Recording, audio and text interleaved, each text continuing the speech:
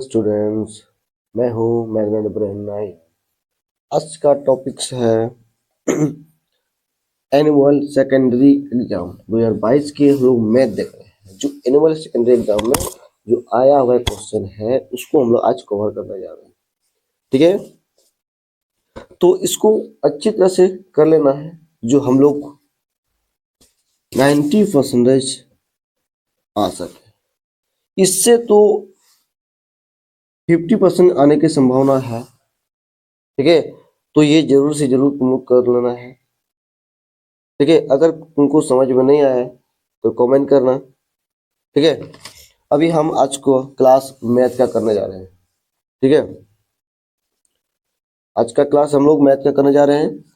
फिर हम लोग मैथ के बाद हम लोग साइंस कर लेंगे, साइंस के बाद सामाजिक विज्ञान कर लेंगे, फिर हिंदी कर लेंगे, इंग्लिश कर लेंगे। हम लोग लेते रहेंगे। ठीक है, सिर्फ आपको देखते रहना है, सब्सक्राइब करना है। ठीक है, देखिए हम लोग फर्स्ट क्वेश्चन है कि 120 का अभाज्य गुणनखंड, 120 का अभाज्य गुणनखंड, 120 का अभाज्य गुणनखंड।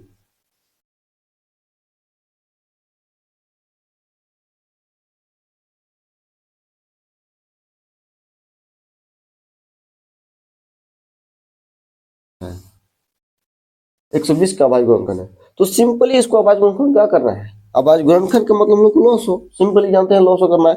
तो क्या करना है, लॉसो बनाना। देखिए लॉसो कर, लॉसो अगर नहीं समझ में, एलसीएम जिसको बोलते हैं हम लोग।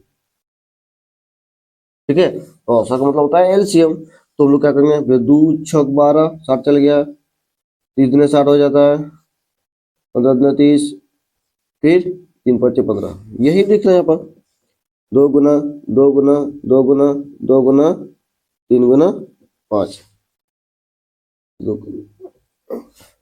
3 तो 2 है, 3 तो 2 3 5, यही हो गया, यही आंसर हो गया। ठीक है, अभी जो तुम लोग है इस बार न्यू पैटर्न आ गया है कि इस बार ऑप्शन नहीं रहेंगे। इस बार तो दिया ऑप्शन रहे, लेकिन इस बार जो है 2024 में, 2024 में क्या होता है कि ऑप्शन नहीं रहेंगे। ठीक है, तो तुम लोग क्या करना है, तुम लोग सिर्फ सॉल्व करना है और आंसर लिखना है। ठीक है, सॉल्व करना है और आंसर लिखना है। ठीक है, अभी हम लोग दूसरा नंबर क्वेश्चन देखेंगे। एक नंबर क्वेश्चन हो गया, दूसरा नंबर क्वेश्चन है तुम्हारा कि अभाज्य गुणनखंड।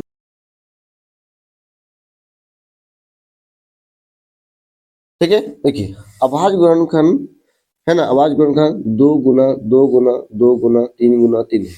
अब इसका क्या करना है, मान निकलना है। सिंपली क्या करना है, इसको गुना करना है, मल्टीप्लाई गुना करना है।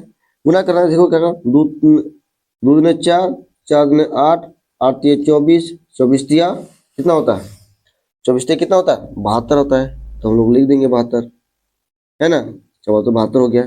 ठीक है, इसी तरह हम लोग आगे फिर क्वेश्चन देखेंगे। देखते हैं क्वेश्चन, आगे क्वेश्चन, अगला क्वेश्चन है 6 और 20 का एचसीएफ। ठीक है, 6 और 20 का एचसीएफ मतलब आपका 3 नंबर क्वेश्चन है। 6 और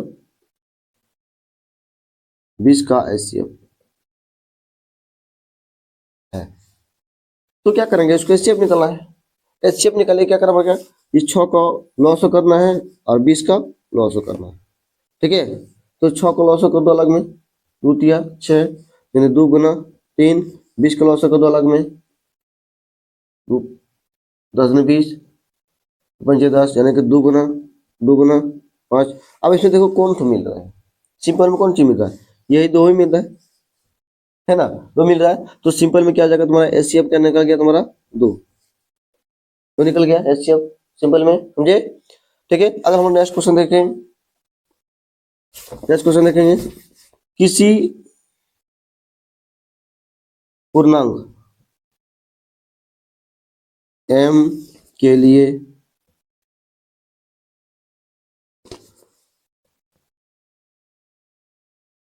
प्रत्येक विषम संख्या है। ठीक है, तो ये हम लोग देखेंगे प्रत्येक विषम संख्या का रूप है। तो सिंपली हम लोग विषम संख्या m लेना होगा, तो इस सिंपल में क्या करना है, m+1।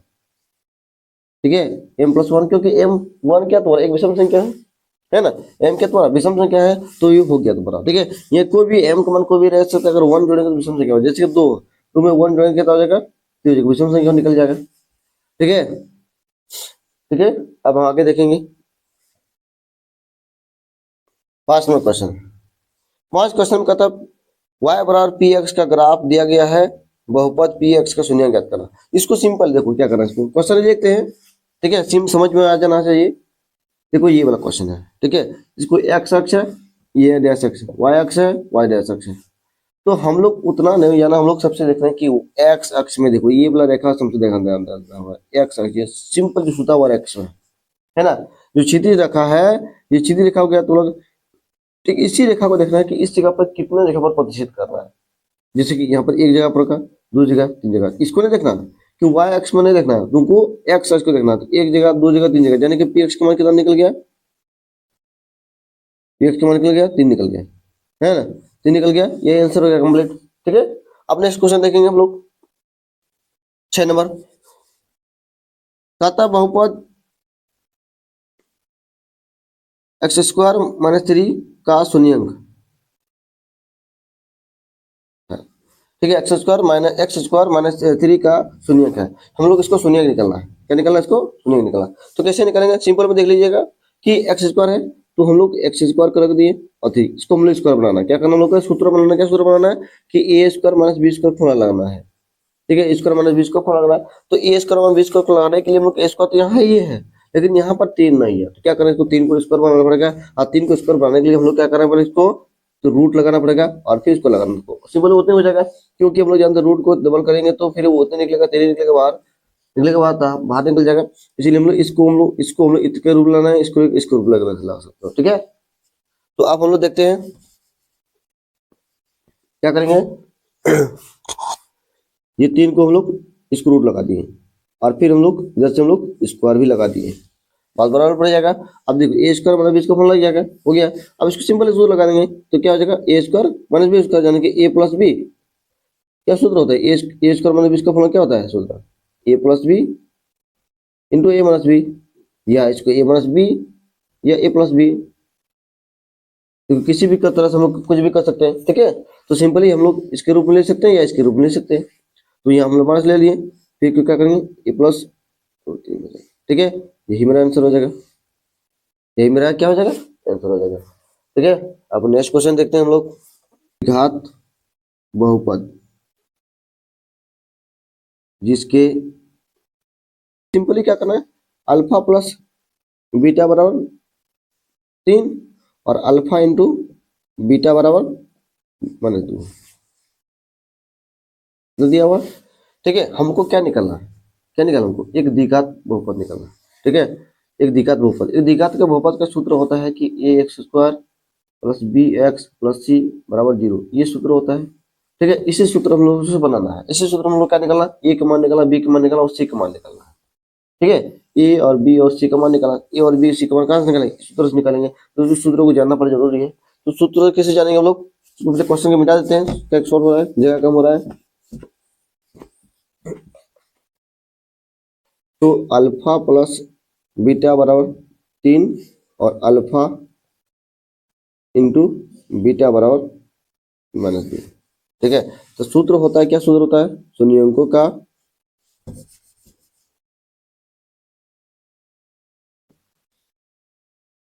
योग, ब्रैकेट में दे दिए, तो इसका योग का सूत्र होता है -b बाय a, इसका शून्यंकों का गुणनफल, या इसको बाद में लिख के चलेगा।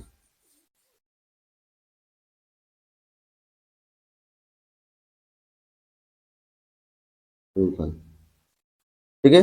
अब देखिए इसका क्या होता है, अल्फा योग मतलब अल्फा प्लस बीटा जोड़ दिए, क्या होता है, इसका सूत्र होता है -b बाय a, योग गुना होता है अल्फा इंटू बीटा, क्या होता है c बाय a, ठीक है। अब हम लोग इसका मान कितना 3 रख दिए, इसके नीचे कुछ नहीं 1 है, -b बाय a हो गया। इसका नीचे कुछ देखो कितना -2 है, -2 रख दिए और c बाय a, इसके नीचे कुछ नहीं 1 है। अब देखते हम लोग सबसे ए बराबर करना है, क्या करना है, ए बराबर, यहाँ तो एक मान 1 है, यहाँ भी एक मान 1 है, सिंपल खत्म हो, बराबर है ना, सिंपल बराबर है तो हम लोग को कुछ नहीं करना है, बराबर है तो कुछ नहीं करना, अगर बराबर नहीं है तो हम आगे पीछे को गुना भाग करते हैं। तो बराबर है तो क्या करना है, एक मान 1 निकल गया, क्योंकि यहाँ ए यहाँ बराबर, यहाँ ए एक मान हो गया। अब बी का मान देखिए, बी यहाँ देखो, बी का मान माइनस है, यहाँ जाने कि ये माइनस हो जाएगा, तो -3 हो जाएगा। और सी का मान क्या, मान देखो -3 है, -2 है, सी का मान -2 हो गया।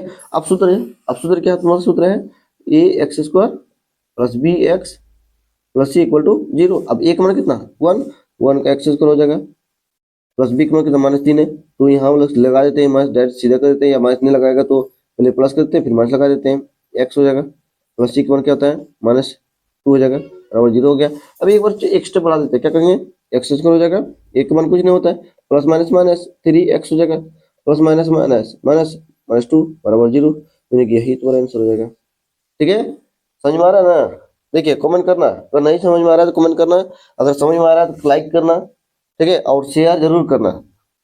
अगर चैनल को सब्सक्राइब नहीं किए हैं तो चैनल को सब्सक्राइब कर लो, है ना। इस तरह के वीडियो हम लोग डालते रहते हैं, ठीक है। इसमें हम लोग अभी पीएस का मैथ लगाए, फिर साइंस के बताएंगे, फिर हम सामाजिक विज्ञान के, हिंदी के, इंग्लिश के बनाएंगे, ठीक है। ठीक, नेक्स्ट क्वेश्चन है क्या, 8 नंबर क्वेश्चन अब तुम्हारा है कि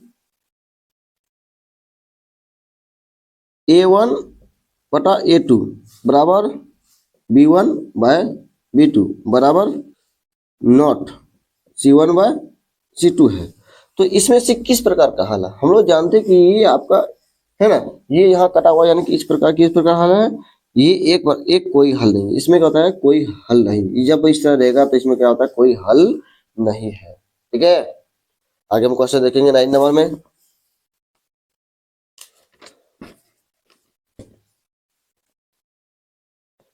कहता है रेखिक समीकरण युग्म 2x माइनस वाई बराबर 5 और 3x प्लस 2y बराबर 4 का हल, दोनों का हल निकालना है। क्या करना है हल, हमको देखो क्या दिया है, 9 नंबर क्वेश्चन, रेखिक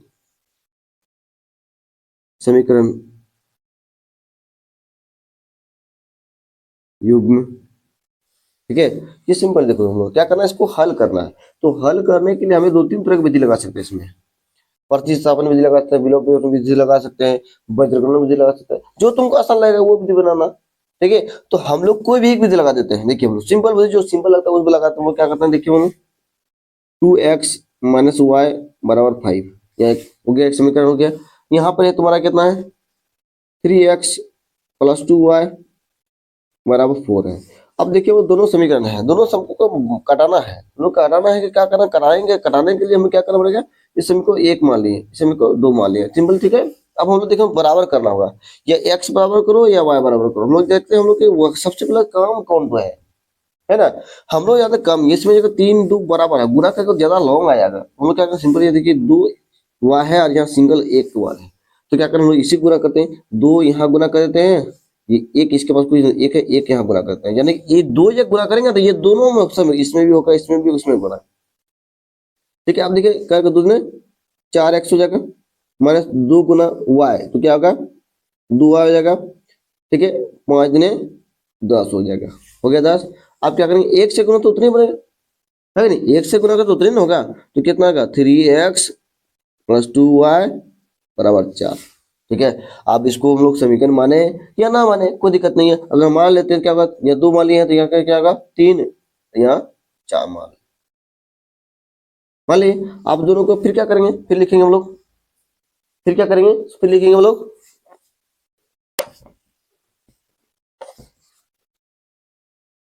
फिर लिखेंगे हम लोग समीकरण 3 और 4 से, देखिए समीकरण 3 और 4 से लिखेंगे। समीकरण 3 और 4 लिखने के लिए इसको मिटा देते हैं, मिटा देते हैं। फिर इसको क्या करेंगे, 4x माइनस 2y बराबर 10 हो गया, फिर वही 3x प्लस 2y बराबर कर दिए। अब देखिए क्या करेंगे, यहाँ सेम दिए तो सेम में देने से कुछ भी जोड़ भी सकते, घटा भी सकते, गुना भी कर सकते, कुछ भी कर सकते, लेकिन हम लोग सेम में सिंपल याद देखो कर जा रहा है, प्लस माइनस कर जाता है, तो इसको काट देते हैं, ठीक है। अब हम लोग देखिए कितना बचेगा, 3x और 4x और 3x कितना हो जाएगा, 7x हो जाएगा, और 7 यहाँ के 10 और 4 14 हो जाएगा, क्योंकि यहाँ सिंपल प्लस माइनस नहीं किए, क्योंकि सिंपल में कट जाता है। अगर यहाँ कुछ प्लस यहाँ माइनस रहता है तो यहाँ प्लस करते, यहाँ भी सब घट जाता है कि नहीं, तो सिंपल हो जाता है, तो हम लोग उसको नहीं करने, ठीक है। अब देखिए हम लोग क्या है, x बराबर 14/7, 7 दूने 14, कितना x का मान कितना निकल गया, 2 निकल गया, x में 2 निकला ना। अब हम लोग क्या करेंगे, ये दो, ये x बराबर 2 है तो हम लोग समीकरण 1 में रख देते हैं, है ना। समीकरण 1 में हम लोग तो रख देते हैं, लिख देते हैं समीकरण 1 में x का मान रखने पर, तो समीकरण 1 में x का मान क्या था, समीकरण 1 क्या था, समीकरण 1 था 2x माइनस वाई बराबर 5, यह समीकरण 1 था। अब हम लोग क्या करेंगे, x का मान 2 रख देते हैं, 2 गुना 2 माइनस वाई इक्वल टू 5 हो जाएगा। अब क्या 2 में 4 हो जाएगा, फिर y बराबर 5 हो जाएगा। क्या करेंगे, y का मान करेंगे तो y बराबर क्या 5 हो जाएगा, क्या होगा -4 हो जाएगा। तो माइनस वाई बराबर कितना हो जाएगा, कितना निकलेगा, 1 निकला। तो ये y का मान यहाँ माइनस यानी कि y का मान कितना माइनस हो जाएगा, हो गया। अब हम लोग मान निकल गया, सिंपल निकल गया, क्या निकला तुम्हारा, है ना, 2 x का मान 2, y का मान -1, सिंपल हो गया। समझ में आ रहा ना, ठीक है। अगर समझ में आ रहा है कमेंट करना, ठीक है। आगे हम लोग देखते हैं क्वेश्चन।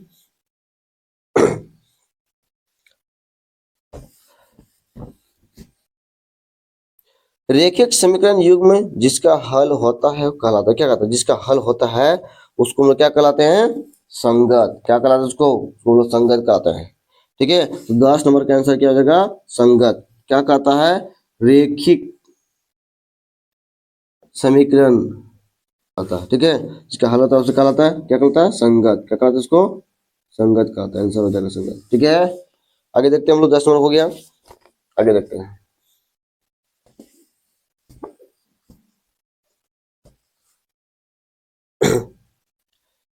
समीकरण युग्म में 3x प्लस कहता है